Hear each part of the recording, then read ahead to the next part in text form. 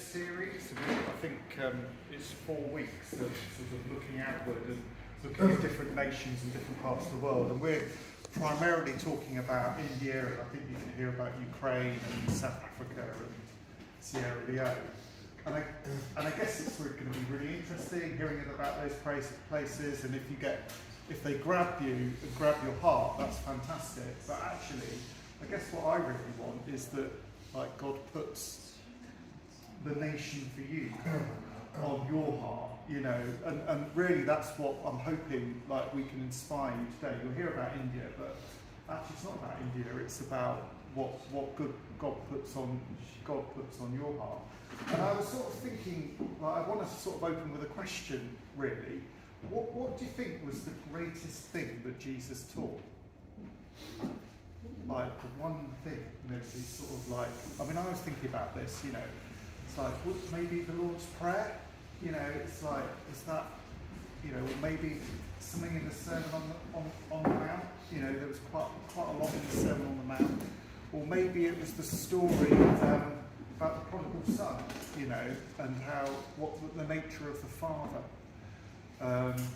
Or maybe I was reading this morning about the centurion and the faith and authority. But Jesus, when he decided to actually leave the earth, the last thing that he told the disciples was to go and make more disciples of all nations. And I just think it's really, really interesting.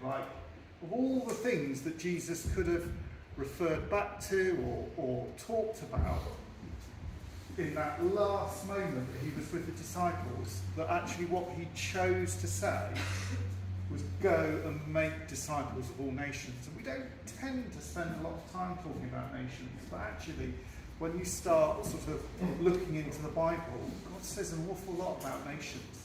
He's really interested in the nations. And this, the Great Commission, we know it very well. Go and make disciples of all nations, baptizing them in the name of the Father and of the Son and of the Holy Spirit, teaching them to obey everything I have commanded you. And surely I am with you always to the very end of the age. And I just think it's amazing. Of all the things that Jesus could have chosen to have said just before he ascended into heaven, it was about nations, is what he talked about. And that got me thinking even more, well, why would you focus on that as your last thing that you say, the thing that you want the disciples to remember? Go and make disciples of all nations. And actually there's a clue a few chapters back in Matthew as well, because Jesus says that the gospel of the kingdom will be preached in the whole world as a testimony to all nations, and then the end will come. So for Jesus to come back, actually the word has got to go to every nation. So you could almost say that actually in Jesus saying, go to all nations, it's like, if you want me to come back, the sooner you go to all nations, the sooner I'll be back and be with you again in physical form. So again, I think says something of the heart of Jesus. Obviously he's with us all the time through the Holy Spirit, but he wants to be with us in person. And actually what needs to happen is that the gospel needs to go to all nations. And we get that picture of Revelation, don't we, of what it's going to be like. And we get this picture here of this great multitude. It says no one could count. From every nation, tribe, people and language, standing before the throne, before the Lamb. They were wearing white robes and were holding palm branches in their hands, and they cried out in a loud voice, "Salvation belongs to our God, who sits on the throne, and to the Lamb." And that's just that God's heart for people, for all different ethnic groups and the whole multitude of people. He's desperate to see everyone have that opportunity to be there before the Lamb of God, worshipping and praising and understanding what Jesus has done. and so we need to capture a heart for the nations in the same way God has got that heart for the nations, that desire. And we just tend to be really parochial, don't we? And we tend to think of not much beyond our own horizons. But actually, for those of you who've travelled and have had the opportunity, you realise how diverse the world is and how amazing and unpredictable and crazy and colourful and smelly and beautiful, and that's what the world's like, and those are the sort of people, and God loves everyone of all of those people, whether they're smelly or not, really.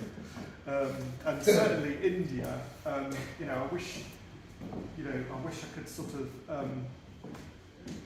bottle a little bit of what India is like, because it is, if you go there, it's a bit of a Marmite sort of place. If you've ever been there, you either absolutely fall in love with it or you absolutely hate it, because it's a very noisy place, it's a very smelly place, but it's a very beautiful place as well. And hopefully today we're going to give you a little bit of a flavour of what India is like. But before we get into that, Cara's going to say a little bit about our story. So, just quickly, kind of how God brought us to where we're at right now. So we got married in 1995, and when we got married, Colin knew that God had sort of said to him that he was going to be sent overseas, because he had a word about being like Barnabas, being sent out from the church of Antioch. And we didn't really know what that meant or what that looked like, and then we actually thought we were going to get married and we were going to go off somewhere and we were going to end up in another country. And just that didn't happen at all. So we ended up in Bristol, and we ended up in a church actually that said it had a vision to be like the Church of Antioch, so that's why we were there, sending people out. And it had connections with other countries, this particular church. But one of the things that really spoke to us about how God called us was we were doing a leadership training about 5 years after we got married, and somebody had a prophetic word for us that said that we would be like these guys. You can't really see it very well, but the story where you don't know whether it was 4 people, but friends carried a paralysed man to Jesus and lowered him down through the roof. And we had a prophetic word from this lady that said, in the context of mission, overseas mission, Colin and I would be like 2 of these people carrying somebody on the mat, and that we needed to find another 2 people to be on the other corners of the mat to fulfill what God had for us. So that was a very clear and very specific word. And about a year after we had that prophetic word, we went to India for the first time. It was 2001 when we first went to India. And when you're I don't know if any of you have thought about whether you've got a call to sort of go somewhere else, but it's quite a process. Hattie will tell you, it's quite a process of hearing God over time, and then sort of testing it a little bit, and maybe putting your toe in the water. And we went to India with this church that we were part of, and when we were there, we just knew that that's where we should be. God really confirmed it to us very clearly while we were out there. Somebody was giving a talk about calling, and they said, sometimes you just know what your calling is, because you know, this is what I was made for. This is who I was made to be. And that's the sense we had when we were there. We had, yes, this is what we are made for. And it was the first time we met Joseph and Sarah, who some of you will have seen on the Zoom calls that we had during lockdown. They're a couple who live in Almora in the Himalayas. I'll perhaps say a little bit more about them later. Oh yeah, this is the first time we went to India. We can't really see it that well, but we look so youthful and fresh-faced, believe me. That was like changed much. Yeah, 20 years ago. So yeah, go on. So we thought we'd just then give you a bit of some facts and figures about India.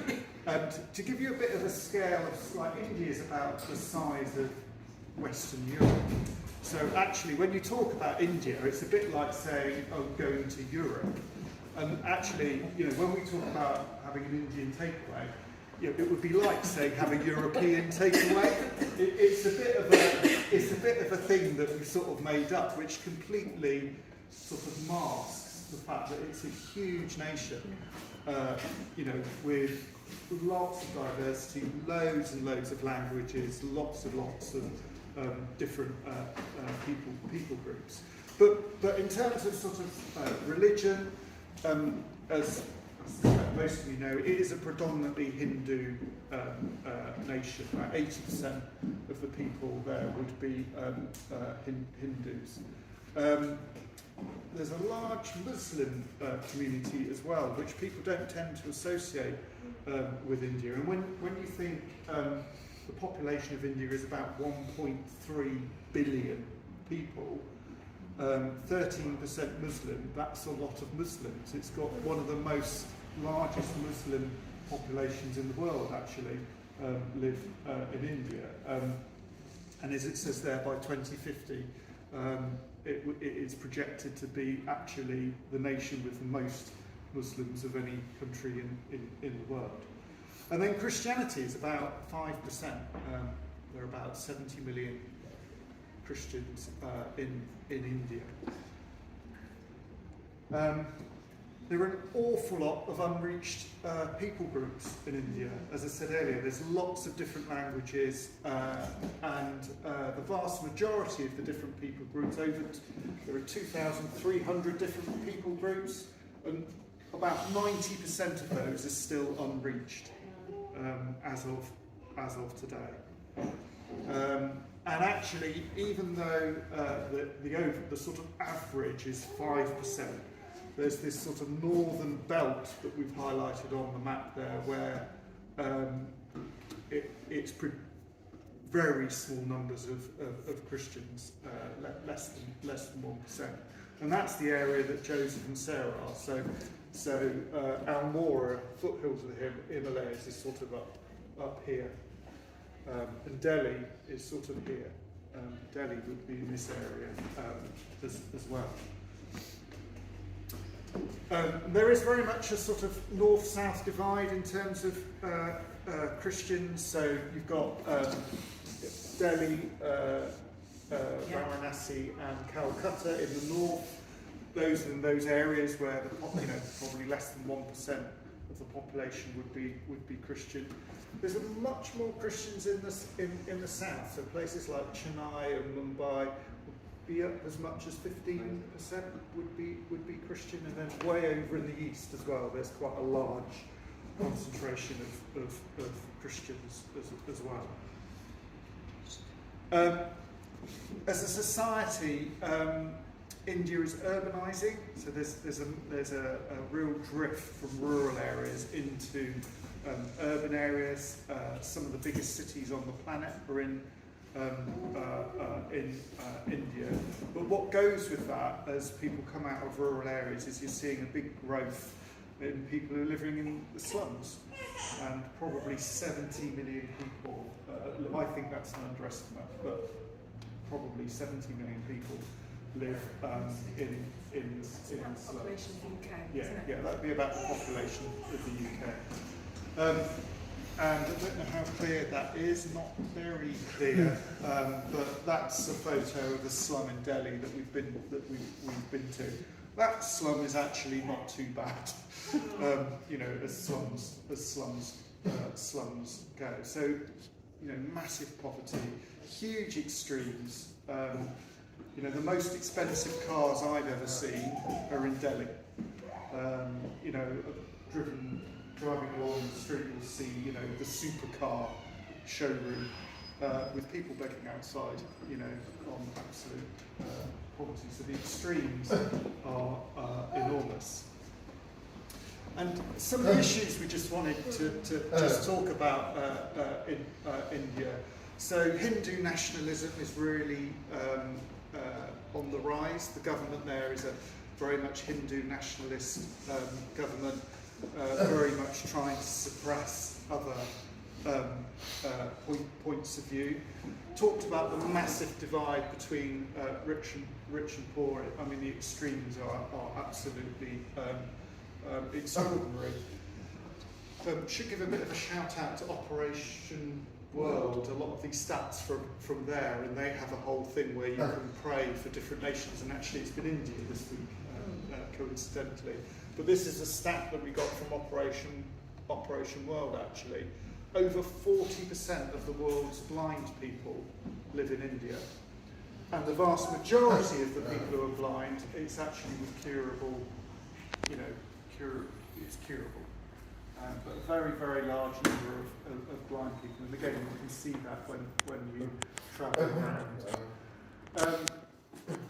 Big issues around gender inequalities there. Women are not valued. It has some of the highest sexual violence rates in the world.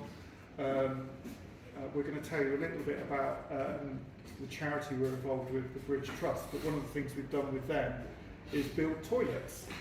And obviously there's an obvious sanitation benefit of that, but one of the big benefits is that it gives a safe place for women to go and go to the toilet, because otherwise what they do is go out into the fields away from the village where they're vulnerable and get attacked and raped. So actually building toilets, as well as the obvious sanitation benefits, actually is a way of trying to support and deal with sexual violence. Persecution is common in India. If you were to list every country in the world with the country that has the most persecution at the top and the country with the least persecution at the bottom, the top country would be Afghanistan. Second is probably North Korea. India comes about 10th out of 200 nations in the world.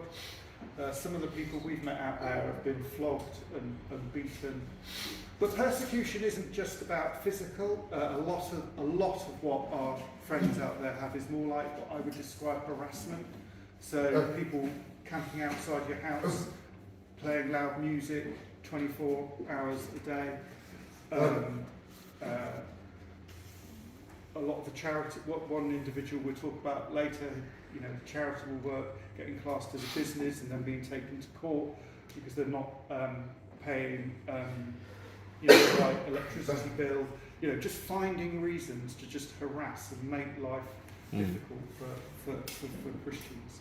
And then the other thing that's very well known about India is the caste system. In theory, it doesn't exist, it's illegal, but in practice, it has a very big influence. And actually, the Dalits, who are the sort of lowest caste, and a lot of them have become Christians. But actually, the Brahmins, who are the top caste, very, very, very few of the wealthy in India have become Christians, and actually it'd be really good to pray about that. Yeah. Just realised that we changed the pictures on that last slide, so we have rockets and all sorts of things that weren't at all relevant to India. I was wondering about the rocket. What is that to do with persecution? Decided to change them. Yeah, again, I can't really see this, which is a real shame, but hey. So I just wanted to, because talking about that word we had about the four corners of the map, one of the things that's really been impressed on us is the need for partnership. That God works through relationships. So what He has drummed that into us time and time again. So He has asked us particularly to find relationships, and that's what that word was about. It was about finding relationships with other people, to connect with them in order to bring them to Jesus. And so one of the things that we have done over the last 20 years or so, times we visited India, is develop relationships with some of the people that we've met out there. And there's a particular church network called Victory Churches of India that we've got a connection with. And I'm just trying to skip forward a minute because I just wanted to see what's going on. Okay, the guy on this slide that you can't see is a guy called Naveen and his wife Manju.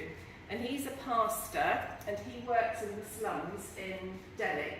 So he's part of this wider network of churches, but he's been given responsibility particularly for some of the slum projects in Delhi. So he oversees a slum school where children can come obviously and they get fed, and it might be the only food that they get from the school. And he also oversees a group of health workers.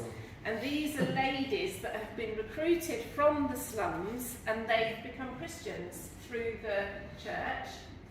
And they go around the slums as a kind of health visitor type thing. It's not an official medical role, but they're a point of contact and they do sort of basic first aid and hygiene and health and that kind of thing. And it's proved really valuable in the slums to have this network of people anyway. Naveen, a bit more about them possibly afterwards, but Naveen oversees them, and I just wanted to mention him because he has been subject to quite a bit of persecution. He's had the police camping outside his house and keeping an eye on him. He's had, as Colin mentioned, this situation with the court, where they accused him of stealing electricity, essentially, and he had to go to court about it. And so it's this continual drip feed of stuff that he's had to deal with, and that's all the authorities sort of opposing them deliberately because they're Christians. So that's a picture, again, you can't see, of Naveen in the slums distributing food. And this is just quickly a slide. Just an overview of the situation with the Victory churches. These guys here are Jay and Lizzie, Pastor Jay and Lizzie, they established this network of churches in India, and they were actually, Jay became a Christian in the 60s, and he's got a very visionary heart, he's an evangelist. He came from Tamil Nadu here, and he and his wife felt called by God to go to the north, because as I said before, the north's quite relatively unchristian. So they were called by God to go to the north to plant a church. They travelled with a small baby all the way up to Agra, which is where the Taj is, the Taj Mahal. And they established a church in Agra.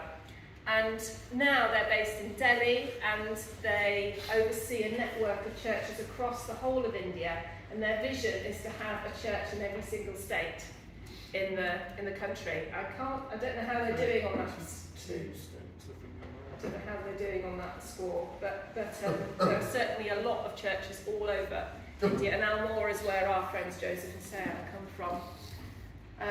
There's a picture of this slum school. I'm just going to just talk a little bit. Shall I carry on talking a little bit about the bridge stuff now? So during the pandemic, I should just say actually that what happened to Colin and I is that we visited India several times with this church that I mentioned, and which was Bristol Christian Fellowship, and that church ended up over a series of things of closing. But in order to maintain the work they did overseas, they set up a charity called the Bridge Trust, which now does the work in India and Zambia that church used to do. And as it happens, Colin and I are going to be employed by them as of September. Colin finished his job on Friday, so we are just about to embark on a whole new adventure, and Colin and I are going to be employed by this charity as of September. So it's a big change for us, but it means that we'll be overseeing this work in India, and we've also got to get to know the work in Zambia, which we don't know so well. But just a little bit about what the charity does. So again, it's very much in connection with other people. So the charity itself it raises money to support other people to do it. So we don't actually do the work ourselves. We support the church in India and the church in Zambia to do their poverty relief work. And also it's just generally about supporting the church and supporting church leaders. So one of the things they've done is they did a feeding programme during COVID. So they went into the slums and they gave food. How many thousands of meals was it? 500,000. Yeah, 500,000 meals they gave out during COVID in the slums.